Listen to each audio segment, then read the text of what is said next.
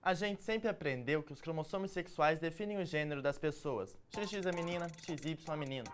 Mas acontece que a ciência e a vida têm nos ensinado que isso não funciona assim. Essa é a chamada discussão de gênero. Descobertas recentes têm causado muita polêmica e por isso o Boletim Comunicare foi às suas, saber a opinião dos curitibanos sobre o assunto. Você também confere uma entrevista com uma especialista que realmente entende sobre o tema. E como funciona o mercado da moda que não se limita aos padrões convencionais. O Boletim Comunicare de hoje está no ar.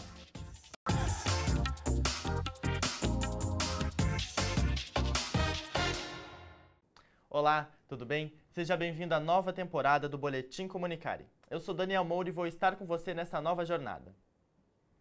Quando você for comprar uma roupa sem gênero, a ideia é não parar para pensar se ela é masculina ou feminina. Ela é simplesmente uma calça, uma saia ou uma camiseta. Para entender melhor esse movimento de mercado, o Boletim Comunicare vai mostrar como funciona esse mercado aqui em Curitiba. É isso mesmo, Dani. E hoje a gente veio aqui no centro de Curitiba, mais especificamente no Largo da Ordem, onde existem diversos brechós e lojas de vestuário tanto feminino quanto masculino. Pois é, viemos até aqui para conferir essa moda sem gênero.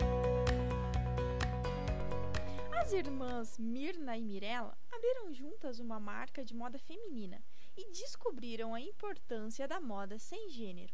Originalmente era uma marca feminina, mas a gente se deparou com esse público imenso que começou a buscar comprar produtos que fossem para todos, né? E nós decidimos que a gente precisava tomar alguns posicionamentos e estudar sobre isso para que a nossa marca pudesse ser sem gênero. A democratização é a maior diferença entre a moda unissex e a moda sem gênero. Se falava assim, é uma camiseta básica, branca, que é óbvio que todo mundo pode usar. Mas assim, eu acho que quando vem sem gênero, é dizer assim, o que tradicionalmente é para mulher, o homem pode usar. O que tradicionalmente é para homem, a mulher também pode usar. E o que esperar do mundo da moda sem gênero? Eu espero cada vez mais liberdade, assim, de que todos possam usar o que quiser. Eu espero que cada vez mais as marcas também se posicionem dessa forma, não mais impondo padrões que você tem que seguir. Muito obrigada, gente, mais uma vez pelo papo. E agora que a gente já viu como funciona o mercado da moda sem gênero, Lucas, nos mostre como que funciona isso na prática. Então, Stephanie, eu vim conversar com o Ju Araújo, que é estudante de moda, e a gente vai falar sobre o modo como ele se veste. Eu já tinha o desejo, desde criança, de experimentar outras peças. E entrando no curso de moda, isso foi uma abertura incrível. E vendo outras pessoas usando, me deu força e eu decidi. Para Ju Araújo, usar a moda como forma de expressão pode ser difícil para uma pessoa que está ligada a padrões de gênero. Tem como, só que talvez não é tão forte quanto você ter liberdade para, de repente, usar um vestido, saia. Para o estudante de moda, o vestuário passou a ser uma forma de protestar contra padrões impostos pela sociedade. Através da moda, eu mostro para as pessoas que é possível fazer coisas, que é possível elas se expressarem e lutarem contra padrões, né, impostos, porque o que a gente vê hoje em dia que a luta persiste, né, contra o machismo, o racismo. E isso acaba gerando reações. Quando os pais estão com os filhos, eles olham assim com um olhar de medo, vamos dizer assim, sabe? Puxa, meu filho vai ver isso, por exemplo. Então, Lubi, depois de conhecer um pouquinho mais da moda sem gênero, eu fiquei até mais inspirada para usar mais o meu vestuário. Pois é, Stephanie, e a moda sem gênero, além de ser uma forma de se vestir, pode também ser um posicionamento político. Usando roupa sem gênero ou não, o respeito é fundamental. Você já parou para pensar na discussão de gênero? Pois é, muitas pessoas ainda não perceberam a importância desse assunto. E você confere agora no Fala Que Eu Discuto o que os curitibanos pensam sobre esse assunto. Gênero é a sua expressão como pessoa. A diferença entre gênero e identidade, gênero de caráter biológico e identidade de caráter psicológico, como a pessoa se entende, como a pessoa se sente bem. Isso é indiferente. Eu acho que independentemente do caráter biológico, a pessoa tem que se aceitar da forma que bem entender. Gênero é o que uma pessoa escolhe ser, o que ela decide para a vida dela. Essa questão de gênero é simplesmente por questão do sexo masculino ou feminino na sociedade atual, ela de certa forma já é ultrapassada. Porque as pessoas, de certa forma, elas se sentem ou como homem ou como uma mulher, e isso não deve ser determinado e nem imposto pela sociedade. Mulher tem que gostar de rosa, homem tem que gostar de azul. E pra mim isso é bem errado. Todo mundo tem o direito de gostar de quem quiser. Todas as pessoas tinham que vestir e ser quem elas são. E não importa o que elas gostam, elas têm que fazer o que elas gostam porque a vida é uma só. Então elas têm que vestir, ser quem elas são, quem elas querem ser e sem se importar com os outros. Essa discussão a respeito de gênero ela é extremamente complexa, né? Inserido numa cultura, você cresce com determinados modelos, imagens mentais do que é alguém que se aproxima daquilo que a gente chama de homem, aquilo que a gente chama de mulher. E com o passar do tempo, há uma responsabilidade muito grande da educação, de uma forma geral, seja da família, seja de escola, seja de qualquer ambiente, para esclarecer a complexidade e os aspectos que envolvem daí essa questão que não necessariamente condizem com as orientações sexuais das pessoas. De acordo com o grupo Gay da Bahia, o Brasil é o país que mais mata travestis e transexuais no mundo. Em 2016, foram 127 mortes, cerca de uma morte a cada 3 dias. Por causa da marginalização da classe e da falta de integração dessas pessoas na sociedade, muitos casos acabam não sendo descobertos, fazendo com que a expectativa de vida dessas pessoas seja de apenas 35 anos. E se você passa por isso ou conhece alguém que vive essa situação, você pode pedir ajuda a grupos como o Grupo Dignidade, que dá suporte e apoio à população LGBT. E você tem mais informações no site grupodignidade.org.br. E para entender melhor sobre esse assunto, o Boletim Comunicare foi conversar com a psicanalista, mestre em sociologia e especialista em sexualidade e gênero, Letícia Lans. É isso mesmo, Dani. O Boletim Comunicare veio aqui conversar com a Letícia Lans. Boa tarde, Letícia. Obrigado pela presença. Boa tarde. Você pode começar diferenciando pra gente sexo, gênero e orientação sexual? Então, esses 3 conceitos são muito desconhecidos no Brasil. Apesar deles serem tão básicos, tão importantes, como a gente praticamente não tem educação sexual, nem de gênero nas escolas, as pessoas chegam aos cursos superiores sem saber nada a respeito. Sexo é de natureza biológica.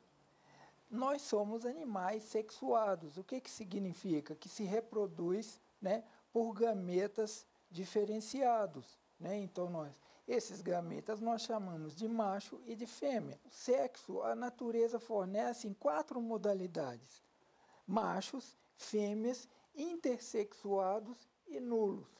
O que é o indivíduo intersexuado? Ele tem o órgão genital relativo aos 2 sexos. Pode ser que um dos 2 seja mais proeminente do que o outro, mas, em geral, ele nasce com as 2 características.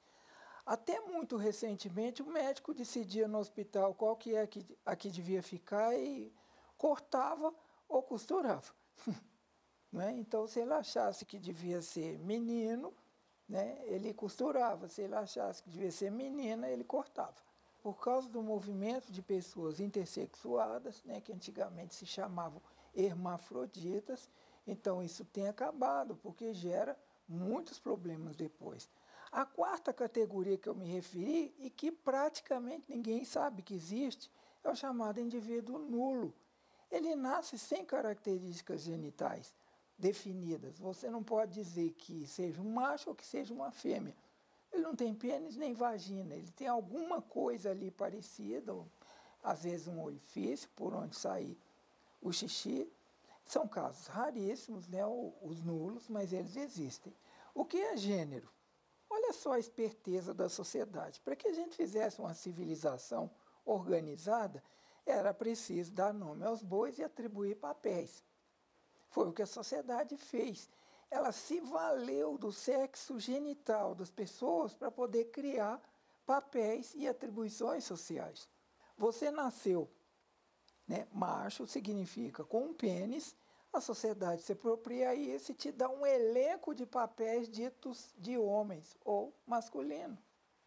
Você nasceu fêmea com uma vagina, a sociedade se apropria disso, e na hora que você nasce lá no registro civil, que é o primeiro documento que você tem, ele põe lá sexo feminino. Na verdade, seria sexo fêmea. É um processo de identificação, não é um processo de escolha. Mas é um processo que em psicologia a gente chama de processos de identificação. A pessoa tem um vínculo emocional, afetivo, altamente subjetivo com a coisa que não dá para explicar. A sociedade espera que o indivíduo se identifique automaticamente, né, com o gênero masculino, se ele tiver nascido macho, e automaticamente com o gênero feminino, se ele tiver nascido fêmea. Só que tem muitos que isso não acontece. É o que nós chamamos de pessoas transgêneros. E nós temos uma terceira variável, né, que é a orientação sexual, que não tem nada a ver com as outras duas. Orientação sexual diz respeito a com quem que a pessoa gosta de ficar, seja para fazer sexo, seja para amar. Eu gosto de brincar sempre dizendo que sexo está entre as pernas, né? Gênero está entre as orelhas, no cérebro, e orientação sexual está entre os braços. É com quem eu gosto de ficar e amar. Como é que funciona esse processo de documento, assim, esse processo legal no Brasil para uma pessoa trans? Você tem que entrar com um processo judicial que vai para uma vara. Então, se monta o processo. Nesse processo, você tem que ter um laudo médico e um laudo psicológico. Na educação, na escola, como você acha que deve ser abordada a questão do gênero? O gênero já está sendo discutido na sociedade como nunca foi antes. Que na medida que gênero foi discutido, todas esses fatos que eu narrei para você, que eu tenho narrado e que parece que são bem fundamentados, eu acredito que você tenha visto que são, eles vão ganhar dimensão pública, né? Como que funciona o mercado de trabalho para uma pessoa trans? O que eu vejo é o seguinte, quando a pessoa é muito boa, isso não entra em cena, não. Eu tenho uma grande amiga trans que é uma engenheira, trabalha no chão de fábrica, transicionou enquanto engenheira dentro da fábrica e continua sendo a chefe da fábrica, porque ela é muito boa no que ela faz. Então, o que existe muito aqui também e que o gueto não olha, prefere olhar como transfobia, o que existe é uma formação deficiente. Porque eu não posso arrumar emprego de advogado se o cara não tem um curso de direito. E o que acontece muito, sobretudo com travestis de rua, é que elas vêm da base da pirâmide, não têm nenhum guarda-chuva de proteção social, são expulsas de casa, são maltratadas naquelas comunidades e acabam na prostituição. Não tendo a boa formação, não vai conseguir um bom emprego.